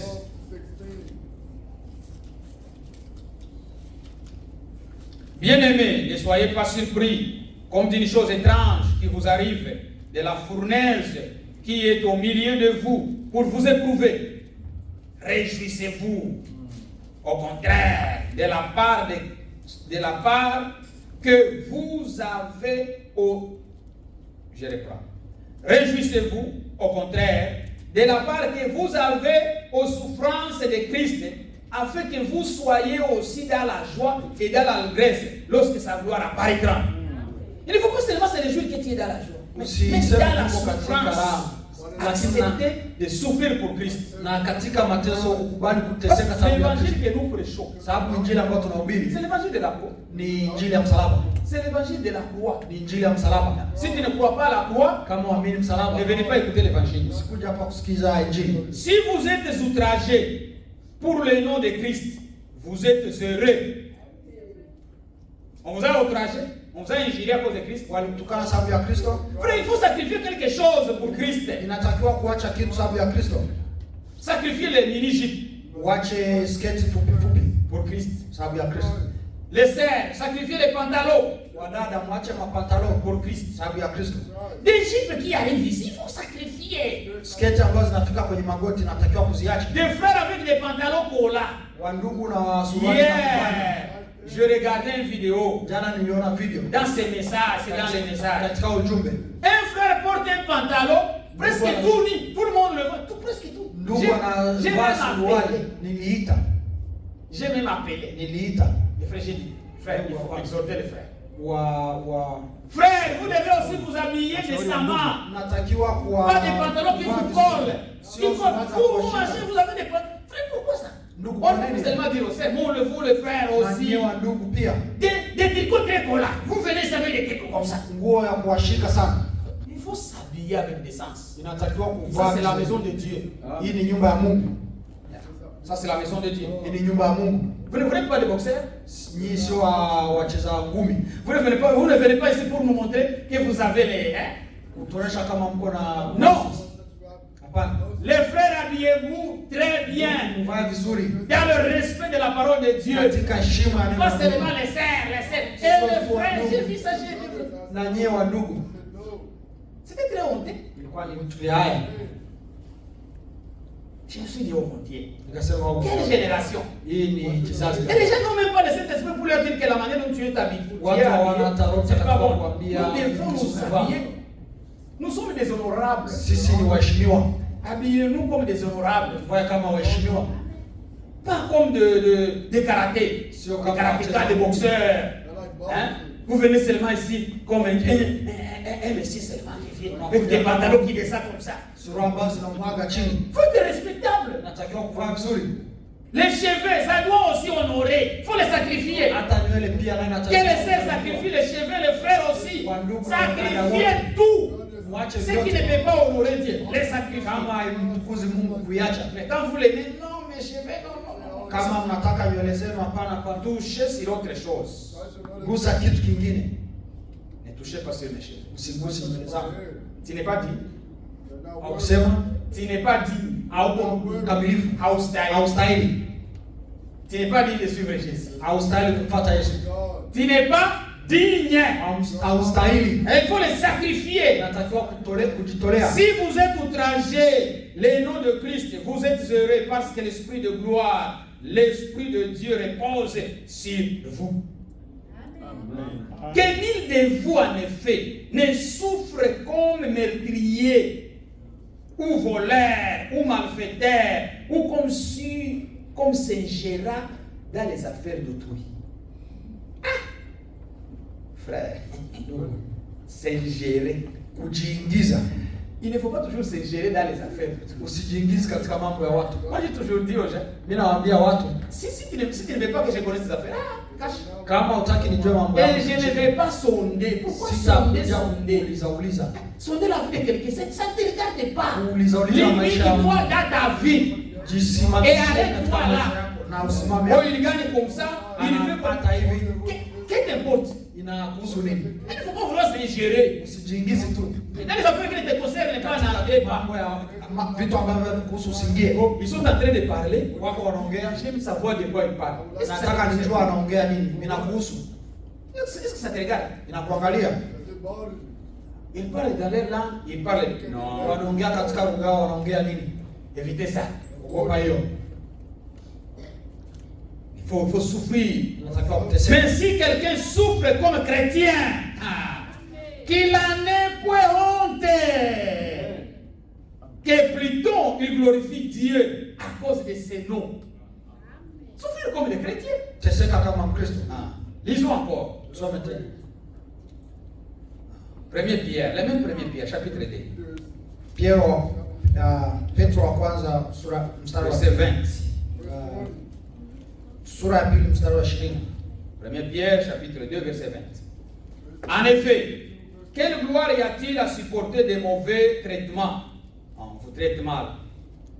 Pour avoir commis des fautes. Tu as fait des erreurs, on vous traite mal. Oui, tu es droit. Il faut qu'on te lapide. S'il faut te lapider, qu'on te lapide.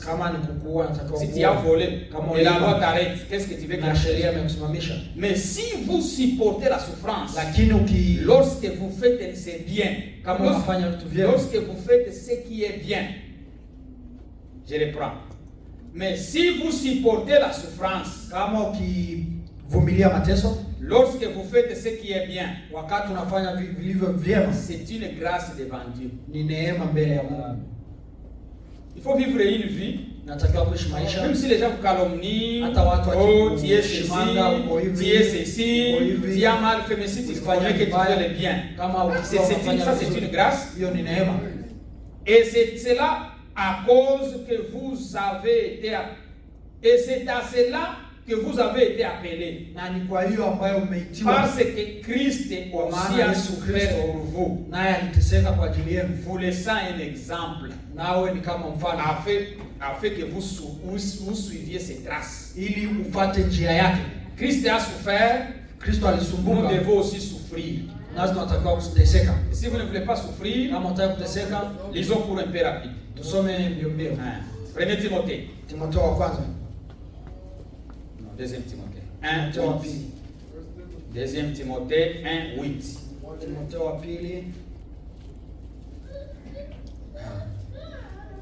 Deuxième Timothée chapitre 1, verset 8, il est dit ceci. 2 Timothée, oui. Chapitre 1, verset 8. N'ayez donc point honte du témoignage. Kwa hiyo usione haya kushuhudia kuhusu Bwana wetu.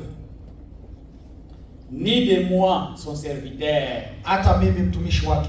Ça c'est Paul qui a dit. Huyo ni Paulo ndo anaongea. N'ayez pas honte de témoigner de l'évangile que nous prêchons. Si vous avez encore des doutes sur ce que nous prêchons, venez nous voir. Pour que la honte soit enlevée. Et n'ayez pas aussi honte de moi. Si Paul a dit qu'il était serviteur de Dieu, je le suis aussi. Si vous croyez que ce que je vous prêche ici est la vérité, n'ayez pas honte de témoigner de moi. Moi je n'ai pas honte de témoigner de vous.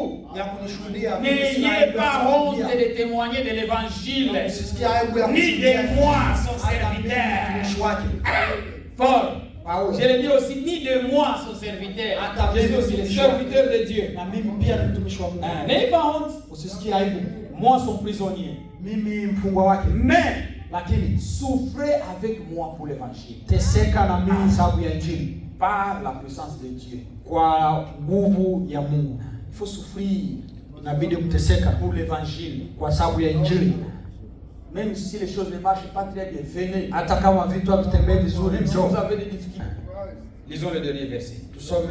Philippiens. Pour prendre un autre sujet.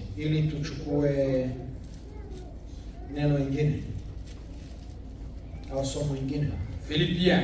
Wafilipi. Nous sommes sur la croix. Nous voulons que vous compreniez c'est quoi la croix. Tunataka mjue msalaba. Philippiens chapitre 1 verset 27.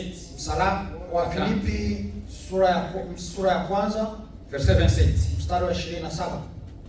Seulement conduisez-vous d'une manière digne de l'évangile de Christ.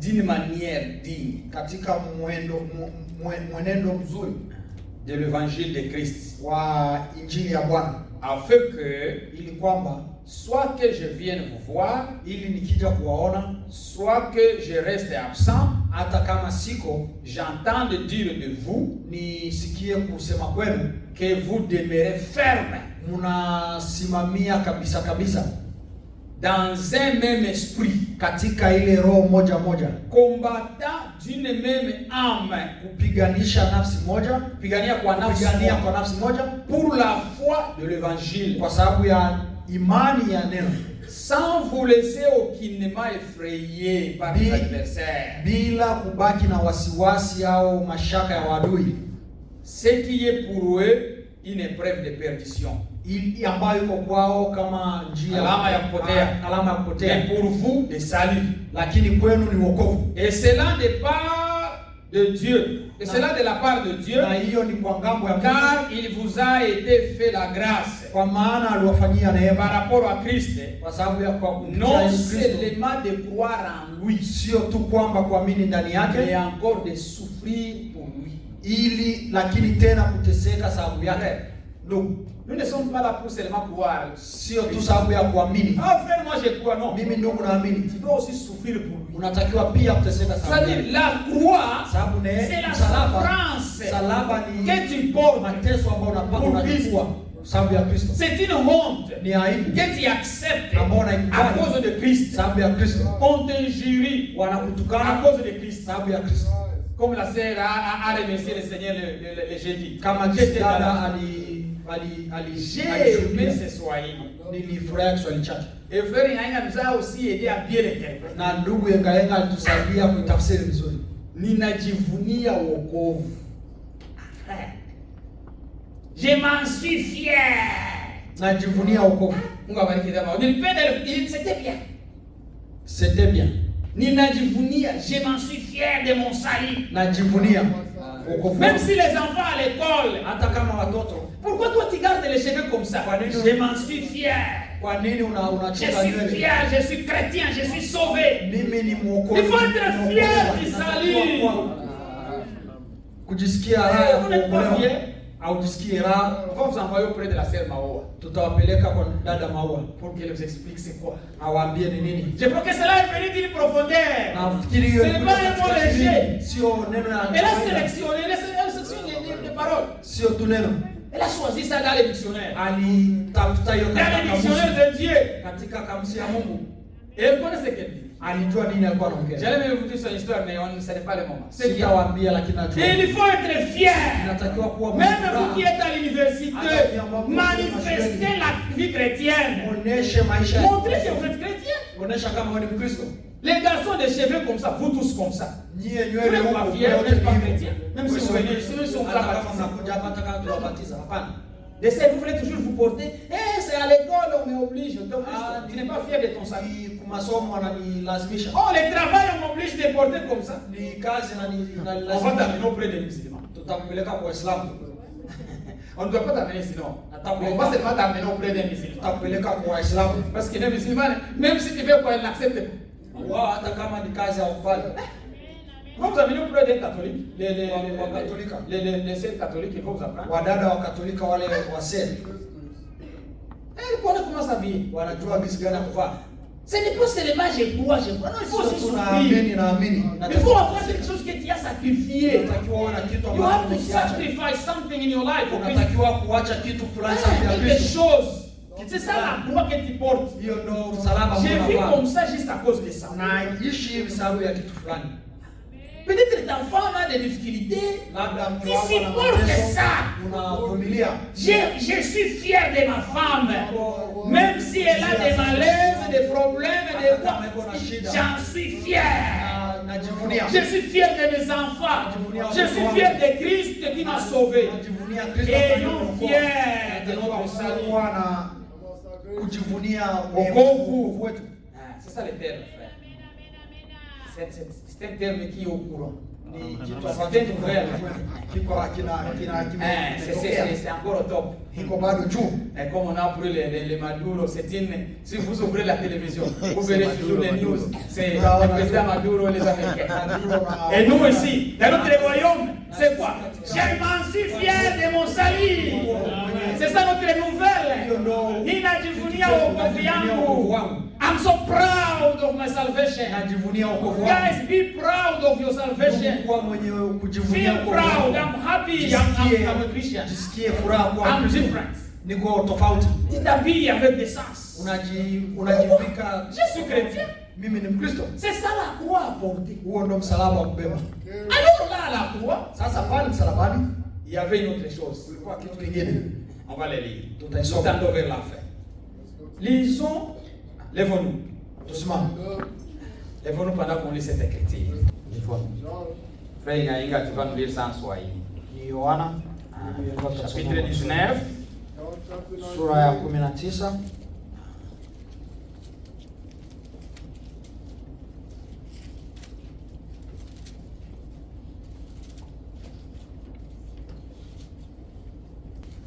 Frère et frère aimé, frère Jean, commençons au verset 18 jusqu'au verset 22.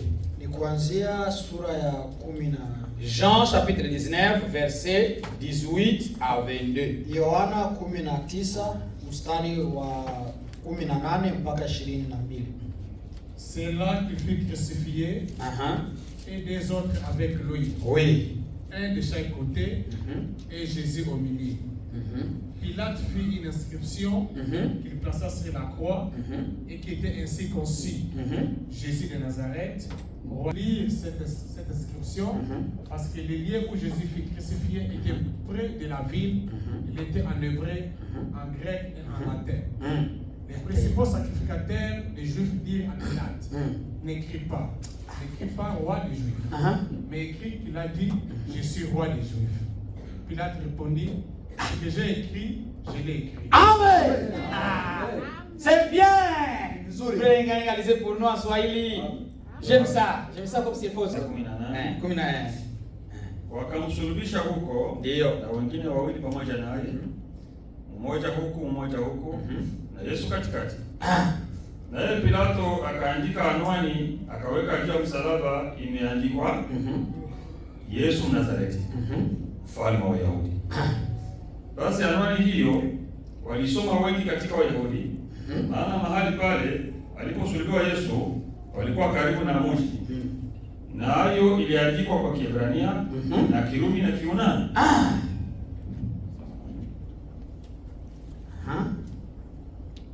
Wakuu wa makuhani na Wayahudi wakamwambia Pilato, usiandike mfalme wa Wayahudi, bali ya kwamba yule alisema mimi ni mfalme wa Wayahudi. Pilato akajibu, niliyoandika nimeandika. Amen. Amen. Pouvez vous mettre? Quelle histoire! Jésus à la croix. Il y avait beaucoup d'événements qui se passaient. Mais on a même fait, j'ai fait une image un peu, project the picture of the cross. J'avais mon stick là. Où est-ce que ça est? J'ai vu on va avec ça. Ça est là, dedans. Il est. Ah, ok. Frère, à la croix, il y avait beaucoup de choses qui se passaient pour nous. Pour toi et pour moi. Il y avait beaucoup de petits détails. Non. Ça va venir après. The picture of the. C'est ça ce qu'on va parler. Ils avaient écrit une inscription. C'est Pilate qui a écrit. Pourquoi Pilate avait écrit ça? Il avait écrit. Parce que tout le monde qui passait, les vrais savoir qui mourait et pourquoi il mourait. Alors Pilate, au lieu de seulement d'écrire la raison, il a écrit qui mourait. Parce que Pilate était contre alikuwa tofauti. Même si alikuwa anapinga, même si il ne l'a pas manifesté, hata kama hakuonesha. Et il était un inféminé. Na yeye alikuwa ni wa kabwana.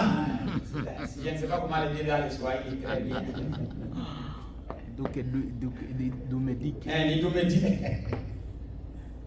Alors, descendez un peu, descendez.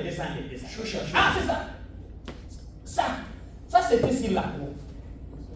Hii ilikuwa msalabani. La croix, Msalabani c'était écrit, ilikuwa na Jésus de Nazareth, wa Nazareth, roi des Juifs. mfalme wa Wayahudi.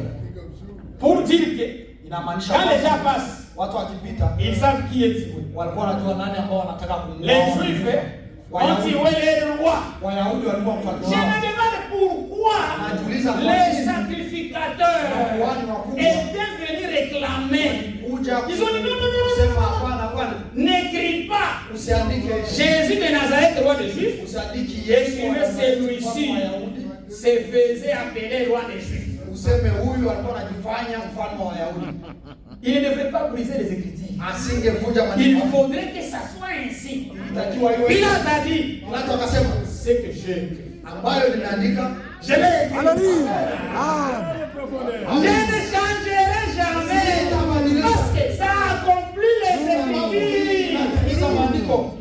Il faudrait que les Écritures soient accomplies. Parce qu'il est mort selon les Écritures. Et chaque chose qui s'accomplissait accomplissait les Écritures. Et ce n'était pas seulement écrit dans une langue. Frère, j'aime ça. En latin, en grec et en hébreu. Pourquoi les trois langues? Parce que le monde était sous la domination des Romains.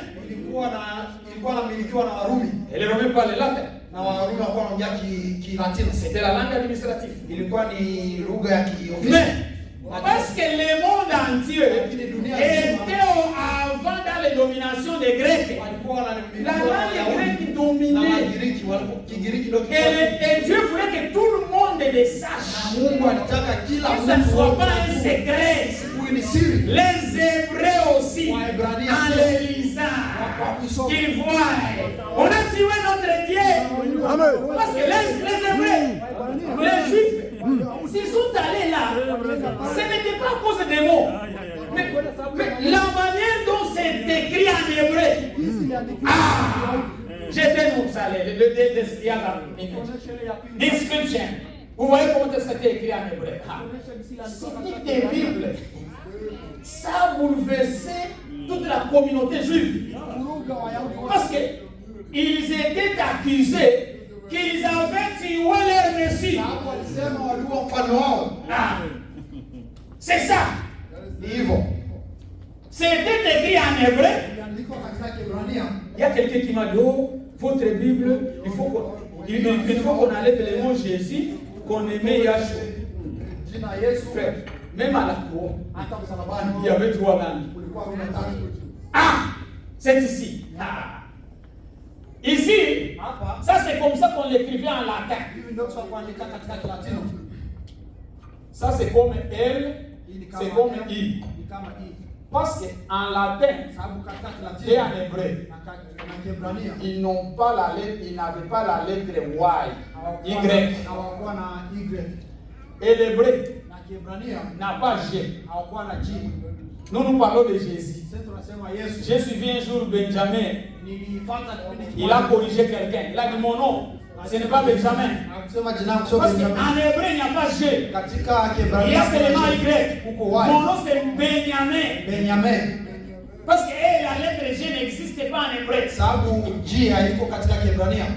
Alors, en latin, ils ont écrit comme ça.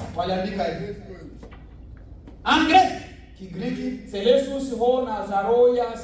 C'est comme ça. Comment elle dit. Alors, quand on arrive ici, c'est ici où il y a notre problème. C'est pourquoi les Juifs, ils étaient partis. Parce que c'était écrit YHVH. Ça marquait Yahweh. C'est pourquoi ils sont allés dire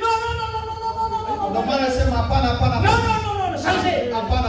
ishabadilisha. Parce que c'est Yahweh là. C'est ça leur Dieu. Qui était envoyé à Moïse. Je vais vous le lire dans la Bible ici. C'est pourquoi ils sont allés dire, oh, changez ça. Parce qu'elle savait très bien quel est Yahweh. J'ai mis de lettres. Ça c'était l'ancien hébreu. L'ancien hébreu avait W. Mais les nouveaux hébreux, que nous avons actuels, ça utilise V. C'est pourquoi c'est Yeshua HaNazarene Yemelch Yahayudim. C'est-à-dire que pour l'ancien, c'était W. Welmelch. Ça, c'était ça. La réponse. Lisons. Je crois que c'est bien. Est-ce que ça, c'est bien? Lisons. Voyons. Lisons d'abord Genèse. Pas Genèse. Exode, chapitre 3. Exode, chapitre 3.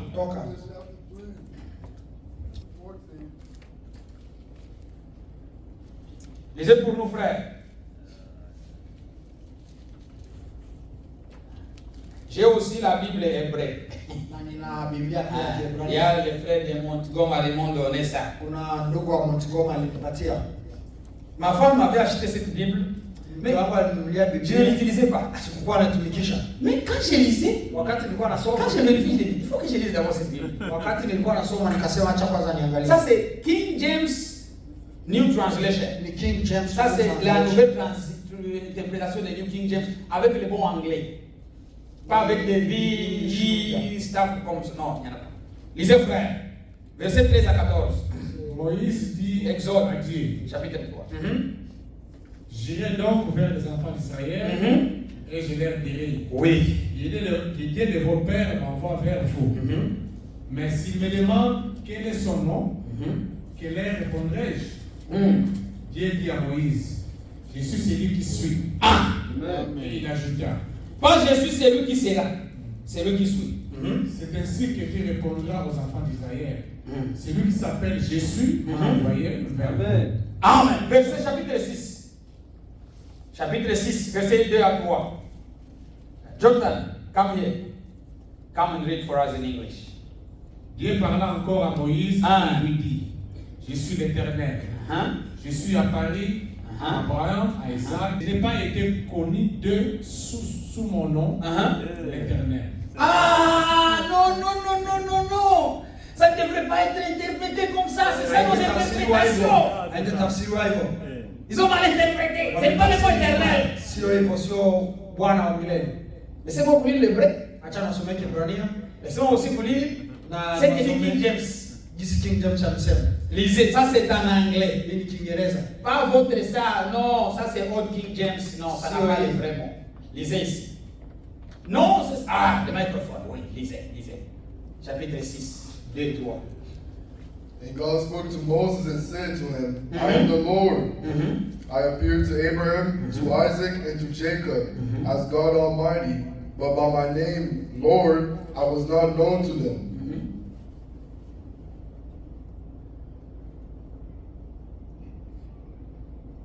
Ok, c'est ça. Lisez 3, verset 3. Où est-ce que j'ai vu ça? C'est 3.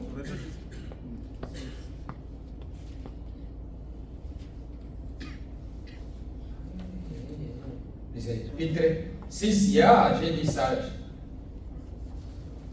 Ils ont même mis ça. L'autre, mais ils ont interprété, ils ont écrit ça. And God spoke to Moses and said to him, I am the Lord. Continue. I appeared to Abraham, to Isaac, and to Jacob as God Almighty, but by my name, Lord, I was not known to them. Tu n'as pas lu les lettres, frère. H, or YHWH. Ils ont écrit ça ici. YHWH. Ça c'était, ils ont maintenant l'hébreu. Verset, ça c'est en hébreu. Il y a des mots qui sont en hébreu, mais ça c'est en anglais. Verset 13, fin de verset petit. Tu as encore de bons yeux que moi. Verset 13 et 14.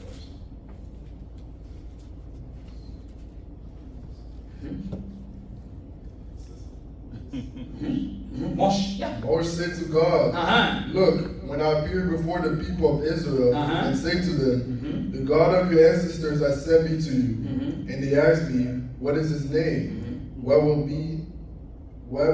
am I to tell them? Continue, 14. And God said to Moshe, Ehei, Asher, Sautez seulement, c'est I am. I am, will be, what I am, will be, and added, here's what to say to the people of Israel.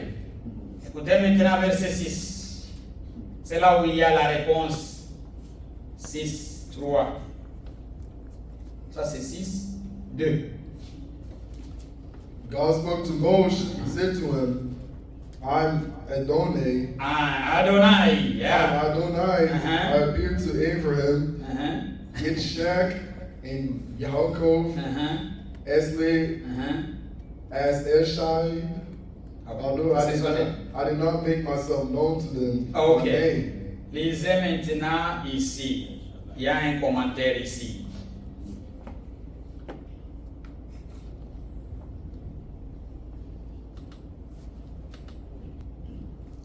Rashi notes that God's name and the Torah reflect his attributes.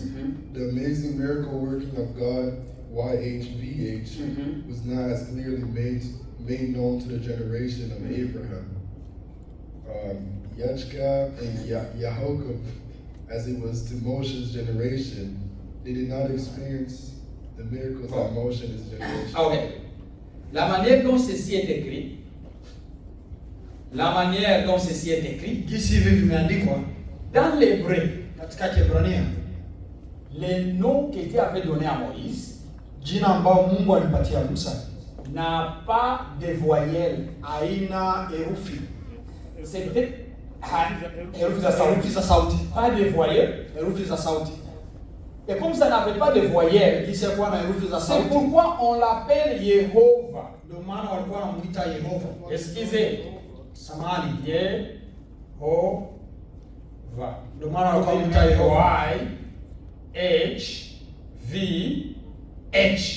Ndio maana walikuwa wanaandika hivyo. Les mots ici, n'existent pas en hébreu. Haikuwa katika Kiebrania. C'est pourquoi en lisant, Ndio maana kwa il kusoma pourrait dire Yahweh, ndio maana kwa il kusema pourrait dire Yehovah. Kwa kusema Yehova. C'est pourquoi parce que c'était un nom saint. Ilikuwa ni jina takatifu. Ils utilisaient seulement Yah. Walikuwa wanaonyesha tu ya. Quand vous lisez dans la Bible, vous trouvez ça surtout dans Psaume. Vous verrez les noms Yah. C'était seulement honorer les noms. C'est pourquoi les Juifs, sachant cela, connaissant ce que cette abréviation signifie, ils sont allés voir. Pilate lui dit non, tu veux nous accuser que nous avons tué notre roi, notre Dieu. Pilate a dit, c'est que j'ai écrit. Je l'ai écrit. Je ne change jamais. Pour montrer que Jésus-Christ, c'est pourquoi nous sommes d'accord avec Frère Branham. Il a dit les Jéhovah de l'Ancien Testament. C'est le même Jésus du Nouveau Testament. C'est pourquoi en hébreu, quand Jésus était nommé, son nom s'appellera Yeshua. Qui est interprété dans nos langues à Jésus. Parce que ça a été interprété du grec. Parce que le grec ici c'est Jesus. Parce que pour eux ils n'ont pas Y. Alors la lettre qui correspond à Y, c'est pourquoi dans nos lettres on a Jésus. N'écoutez pas, il faut toujours baptiser au nom de Yahshua. Nous ne sommes pas des Israéliens. Si nous baptisons en Israël et on va baptiser les Juifs, on va les baptiser au nom de Yahshua. Parce que c'est ça les noms qu'ils attendent. C'est ça les noms qu'ils comprennent dans les langues. Mais nous, c'est Jésus. C'est pourquoi les Jésus du Nouveau Testament, c'est les Jéhovah de l'Ancien Testament. C'est pourquoi nous ne sommes pas des idolâtres. Il faudrait que cela soit sur la croix. Ilitakiwa iwe msalabani. Pour que tout le monde sache Ili kila mtu ajue que celui qui mourait, ambaye alikuwa anakufa c'est Jéhovah. ni Yehova. C'est le même Dieu. Ni ule Le je suis. ule ambaye niko. Tu diras aux enfants que